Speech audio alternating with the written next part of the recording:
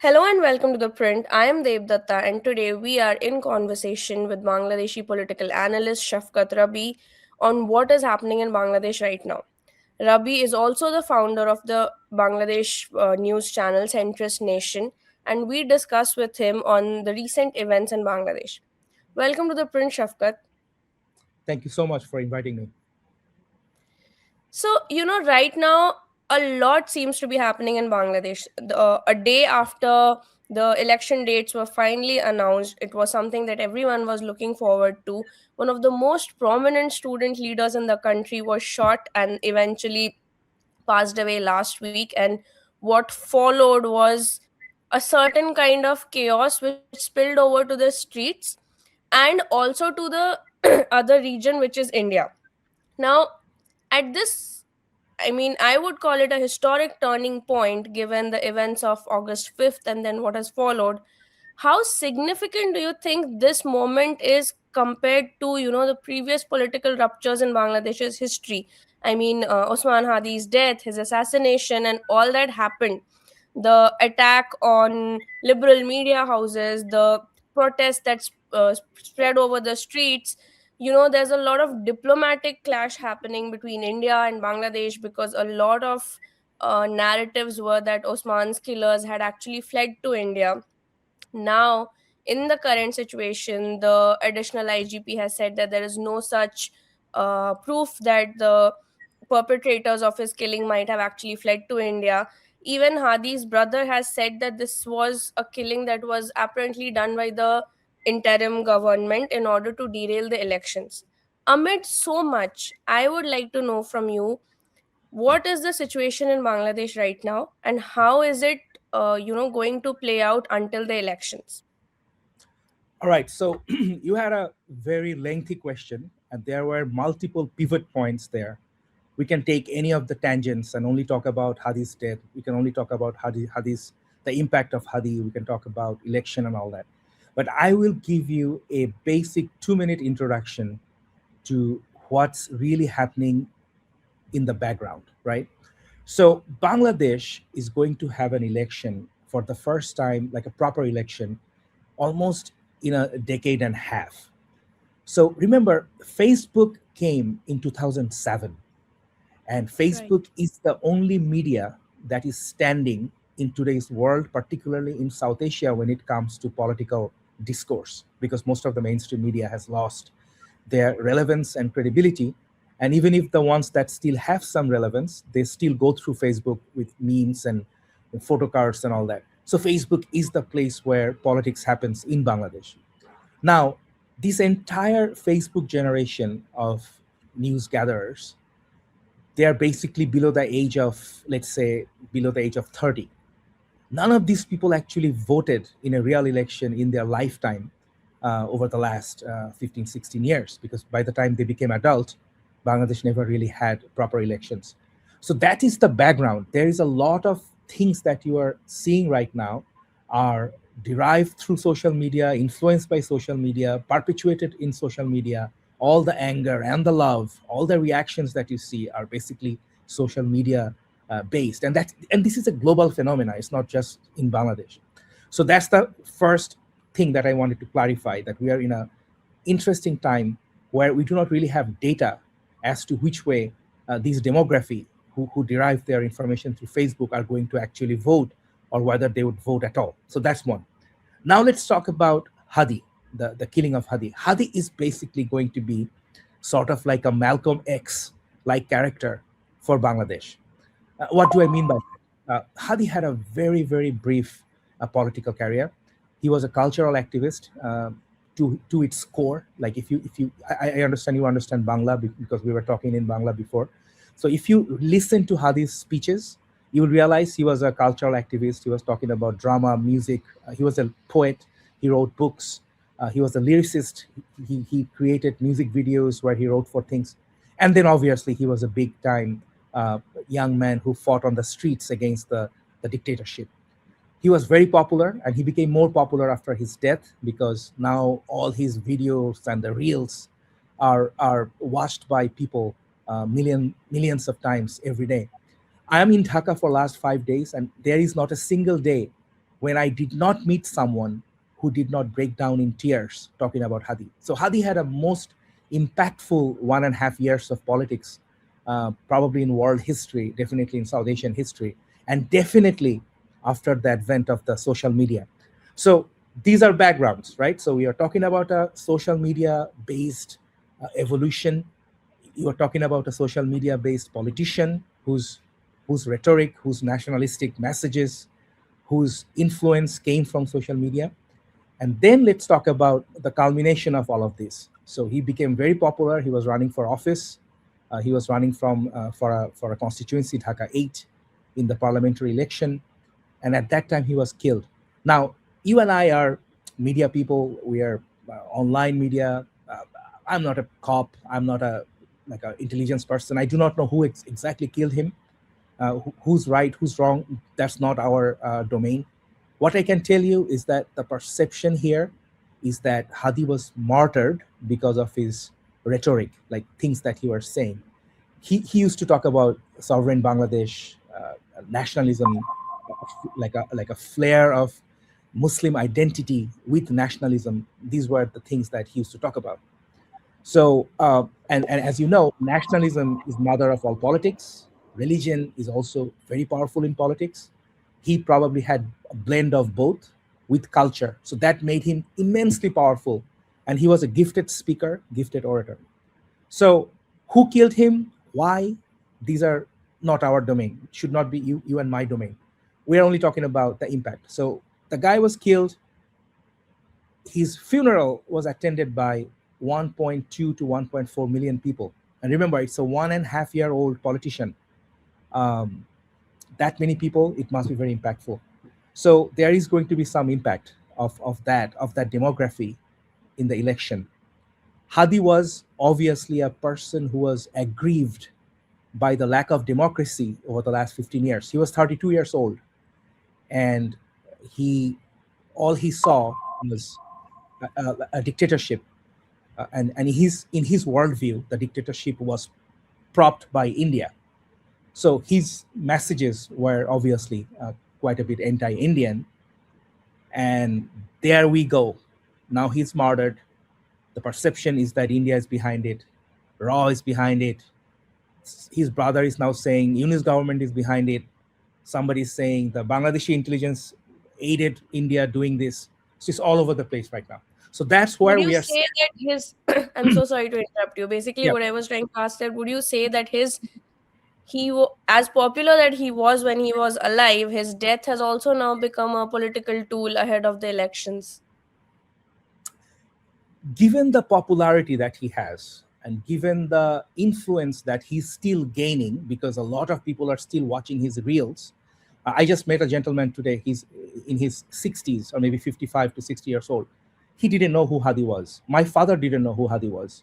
My father is 76 years old. But now they're watching his videos and they're discovering, wow, it was a bright young man.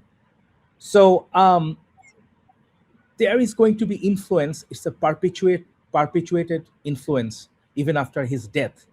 Um, and the main thing about Hadi is that his messaging was immensely clear. The clarity of his messages were very clear. He was quite inclusive in his approach. Like he talked about Hindus, he talked about Muslims, but his domain was nationalism. He was a Bangladeshi Muslim nationalist. That's what he was. Now, politics has started around his death, around his popularity, and that will play out. And going ahead, I mean, the basic strain that has come post his death is the anti-India narrative, right? There are now in Bangladesh, there are a few key parties. Of course, there's the Awami League is out of question. There's BNP, there's Jamaat, and there's also NCP. A lot of NCP leaders were seen making anti-India statements, and you get the entire drift. My question here is that has anti-India sentiment become a core issue in the electoral politics of Bangladesh post August to 2024, and now that the country is going to go to elections? And I mean, for parties like NCP and even for Hadi, like you said, his domain was nationalism. in this domain, has anti India sentiment become like a core factor right now? I mean, how much of it is playing out on the streets, how much of it is playing out on, like you said, social media platforms within the younger demographics, the floating voters, who are probably looking towards new alternatives. This anti India sentiment, which seems to dominate the political discourse right now, where would you locate it, and how far would you say it has reached? And based on that, how do you see Bangladesh India relations going ahead? Okay, so I will take some like a tangent here. I wrote this piece back in 2020, sorry, 2014, 11 years from today. So you can go back to an article that I authored, Why India Should Rethink Its Bangladesh Policy. It was published by the Dhaka Tribune in 2014, about 11 years from today or 12 years from today. In that article, I made a very lucid, a transparent case that India really has to think beyond just one party in Bangladesh, and try to understand the sentiment of the people. And there are some examples and logic. The article was quoted by the Hindu at that time, which is a respected Indian daily, in one of its op-eds. So yeah, you can search my name, Shaquat Rabbee, Why India Should Rethink Its Bangladesh Policy. So this whole drift that you are seeing today is not unexpected. It was well predicted by analysts back then. Now let's talk about what it is. What it is very simple. 66% of Bangladeshis are below the age of 35. That's the number. It's a two-thirds of the population is below the age of 35. And this population never seen an election in at least 16, 17 years, like a proper election. And basically they never saw elections. They never really saw proper democracy. They lost their freedom of speech, freedom of assembly. People disappeared, and towards the end, 1,400 of them, according to UN report, were killed, and innumerous number of people lost their eyes and limbs during the last 1 month. And obviously, there were collateral damages. Cops were killed. Many Awami League houses were set on fire. Some Hindu Awami League supporters lost their lives and properties in the following the collapse of the Hasina regime. So revolutions or so-called overthrow of governments are never pretty. So all these things happened over the last 1.5 years. But the main point is, these people who staged this entire revolution, they are in their 20s and 30s. They never really saw anything else but just one government, and the narrative that they heard and they had all the reasons to believe was that India was propping up an untenable regime over like a decade and a half.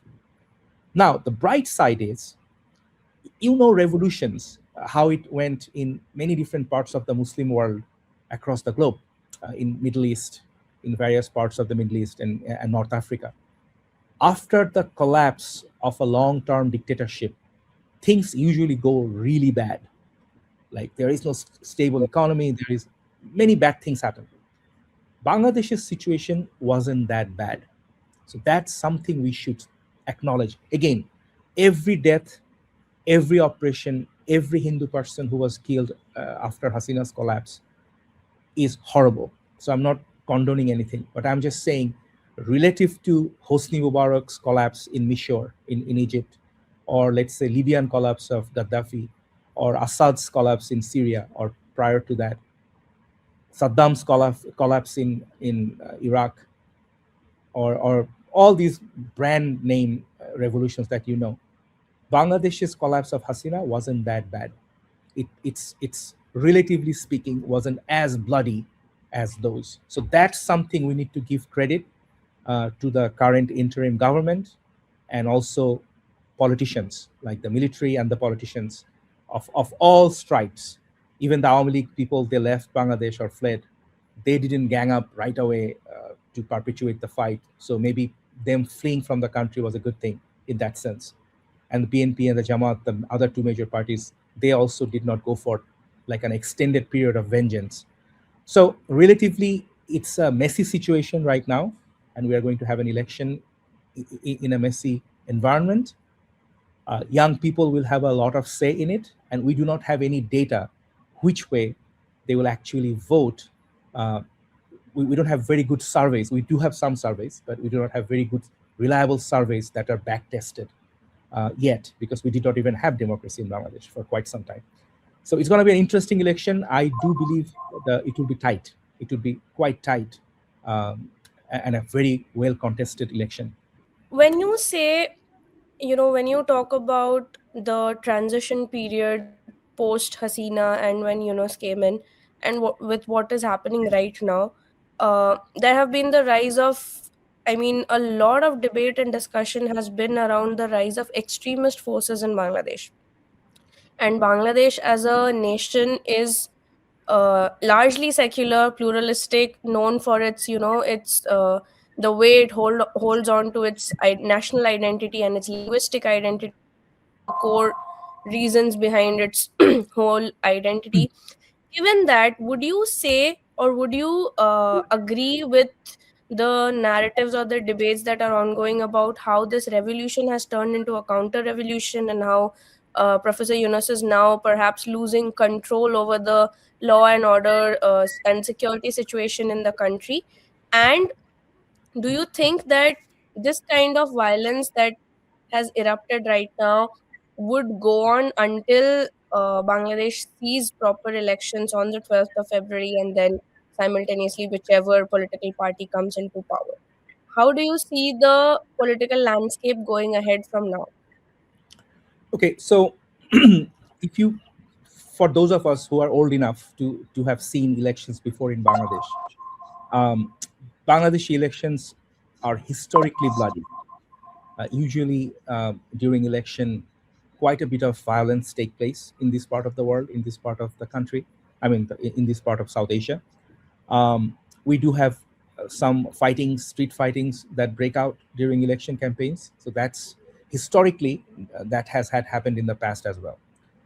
Going back to the extremist or extremism angle, obviously there is a global rise of the right, of the ultranationalism or religion-based nationalism across the globe. In Europe, in UK, I mean, as an Indian, you already know there's a lot of like ultra nationalist, ultra right, zingoistic things are happening all around the world. In UK, in New Zealand even last week, some Sikh families were facing some protest for their rituals. So there is a rise of anti-immigrant, ultranationalism, or let's say religious nationalism across the globe.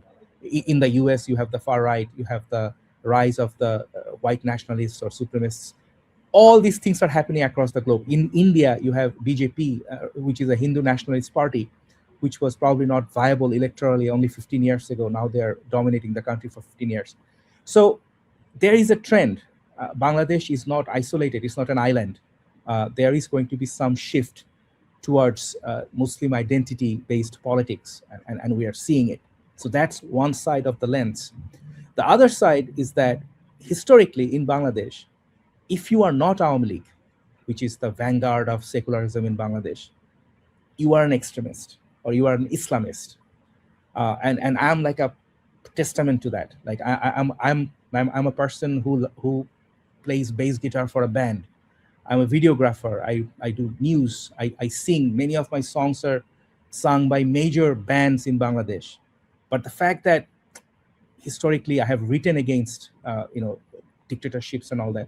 If you read the comments, you would see, oh, these guys are Islamists, or somebody who's not secular, only because he's not supporting Awami League. So that angle is also there. Like even the most secular practitioner of secularism will be labeled as an Islamist in the political narrative, only because he's not tagging the line of the vanguard of secularism in Bangladesh, which is Awami League. So that aspect is also there.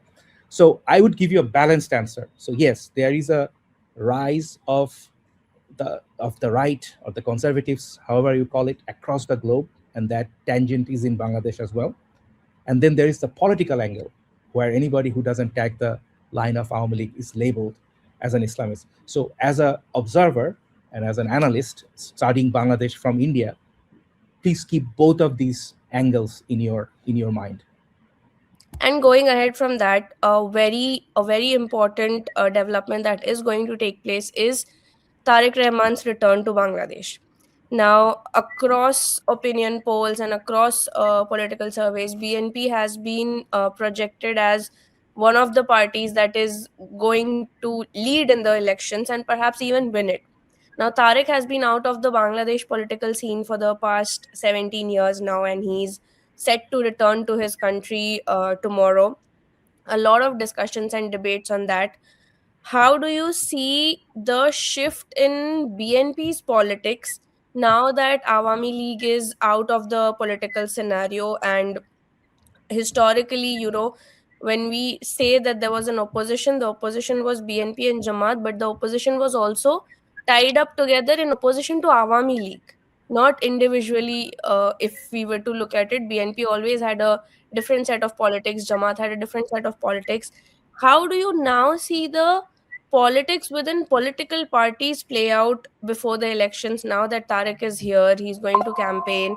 Then there's the Jamaat. These two are the larger parties that are seen as the front runner of the elections. Then there are the smaller parties like the NCP, the student led political party, which I would like to know from you, from a Bangladeshi perspective, on how much of a ground support do they have post the monsoon uprising, and how much are people vying for the other two parties, and where are the parties situated right now in Bangladesh?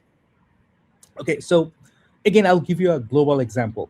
In all parts of the world, elections are won by forces that have strong organization, because physical voting, not online, but physical voting requires mobilization of people. It requires you to get people out of their homes and go to the polling station and vote, which requires a lot of money, a lot of like on the ground mobilization capabilities, which historically Awami League, BNP, and recently Jamaat, they have, because they have organization across the country. They have volunteers, armies of people willing to serve them for their political interests. So that gives them a huge edge when it comes to actually winning the election. And also, you need to understand, this is South Asia. A majority of the voters are either not very savvy, at least politically, and also many of them are not very educated. So and also rural. So NCP and the urban, activists who overthrew Hasina are mostly city-based, because there were no major fighting in the villages against Hasina. It all happened in the city streets. So translating that success in an electoral success for NCP will be difficult, at least now. NCP is playing a long game, so they are going to be here hopefully for a long time, but not just this time around. They're probably not going to win a lot of votes or seats. So that's that. Now, leaving that aside, which is not bad. They're very young. They're starting out. So that's that. Within the major political parties, which is BNP and Jamaat, they used to hold like one type of voters against Hasina. Now those types are now split across BNP and Jamaat. Jamaat historically never won more than I think, let's say, let's just throw a number, like not more than 7 to 10% of the votes uh, are likely to be Jamaat historically. But this time around, based on the surveys that we have seen, that the proportion has increased quite a bit. So in a winner-take-all system, which is Bangladesh, Jamaat can do very well in terms of getting more votes, but they can still fall short in the election to BNP. You can lose the election for a 49-51 split if it's a winner-take-all. So the baseline forecast would be that Jamaat will do very well in terms of increasing their voting share, but chances are that they would fall short when it comes to actually winning the election because of the winner-take-all system. So that is the conventional wisdom. Again, we do not have data how the young people will actually vote, because majority of them are telling survey people that they haven't made up their mind yet. If you read all the surveys, you will see at least 25% people are saying we haven't made up our mind. So that's a huge number. So traditional wisdom says BNP is the likely winner, but overlay that with these uncertain voter types and the youth, the election may get close. So that's why I'm saying the election will be close. Regarding your concern, I know Indians are very concerned about the extremist forces winning election in Bangladesh. Look, Bangladeshi politicians, I do not know how many of them talk to you guys. I know almost all the major political parties, big players. I speak to them regularly. Um, Nobody has an ambition to start a fight with India tomorrow. It's not in anybody's wish list. Nobody wants that. In fact, there are initiatives by many major political parties to bring India to its senses, so that India respects the sovereign aspirations of this small little neighbor that India has. And this neighbor is actually surrounded by India on three sides of the geography. So the aspirations of the most anti-Indian voter is not a physical fight. It is a demand for respect from India, and that's why we are talking. My overture for your audience would be: please see beyond just one type of people, just one political party. Have a fair mind. Look at the other 66%, 70% of the population in Bangladesh. Give them a fair hearing. I do not have any doubts that things will normalize once these raw nerves are cooled over the next 3 to 6 months. Right. I I'm absolutely sure about that. I mean, like you said, that people who know South Asia know that elections can always get, violent, and elections can always get bloody, and a lot of things happen. I have one final question from you on the referendum that is going to be done on the day of elections. How significant will the February referendum be? And according to you, do you think it will be a vote on the constitutional reform? And as much as there are chances of the majority saying yes, what happens if there is a no on the referendum? Also, one quick question on that is, why do you think the referendum is being a referendum is being signed on the same day as the elections are being held? How, like I said, how significant do you think this move will be? Um, there are some data on how popular this referendum situation is, and there are a lot of questions about how much the people, the young people, and also the rural voters cared about the referendum. So the data that we have seen from the surveys, one after another, the referendum is not the most significant topic in the voters' consideration outside the urban areas. Most of the people don't even understand many of the language that you see on the referendum. These are complicated, things that are around statecraft, constitution, appointment of judiciary, things like that. Like a layperson does not know these things, or may not even care as much. So that's one aspect which is still a wild card. I do not know which way this thing will go. It's like asking you a good question, like, do you want your parents to be happy? You would always say yes. So if somebody asks on election, do you want the constitution to be eh, well reformed? Maybe people would just say yes. Or maybe people would just not say no because they don't understand. I do not know how this will play out. We don't have enough data on that. What I do know, even if the referendum is accepted, there are clauses that the major political parties did not agree to. So the referendum it says that, do you agree with the provisions that were agreed by the political parties? That's the question on the referendum. So, and if you read the spreadsheet, it has a column where different political parties actually placed dissent, note of dissent. So whichever Right. party wins, I would think they would say, well, I would only obey and honor only the things on which I agreed. So I think this whole referendum issue, even if it passes, will go through another political round of, negotiations and disturbances after the election. So that's that. Going back to your original question, like what are the things that will determine the election? I would say anti-Indianism is really, really, really strong in Bangladesh right now. So the political parties, the mainstream parties, will struggle to figure out how much anti-Indianism to actually do and how much to just stay silent on to attract voters. So it's going to be an issue for both BNP and Jamaat and others. Islam is an issue. The population has become slightly more conservative than before, and Awami League also allowed that, and Awami League also encouraged it during its tenure, because when there is no hope for democracy, people become more religious. There are actually political science papers on it. In Muslim world, losing democracy makes people more religious because there is nobody else to look up to. So then you look up to God. So that's one element. In Bangladesh, there was a lot of religious conversion, not conversion, like more adherence to religion happened during the dictatorship. So religion, Conservatism. conservatism. So that's going to be an aspect that will play out in this election. Then you have the internet effect.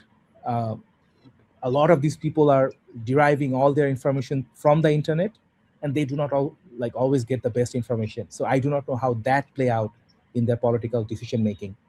And finally, the youth is really angry. They're angry at job situation, economic situation on India.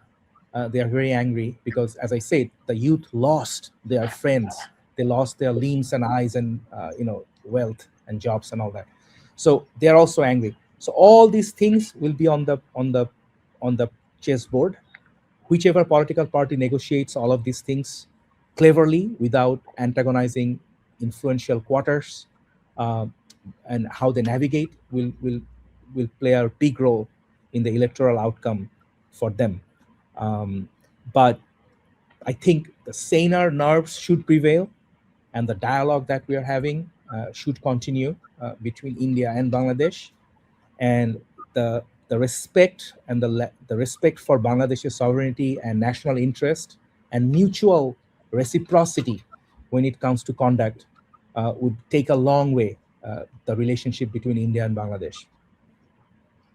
On that very hopeful note, thank you so much, Shafkat. This has been an extremely insightful conversation. Thank you so much.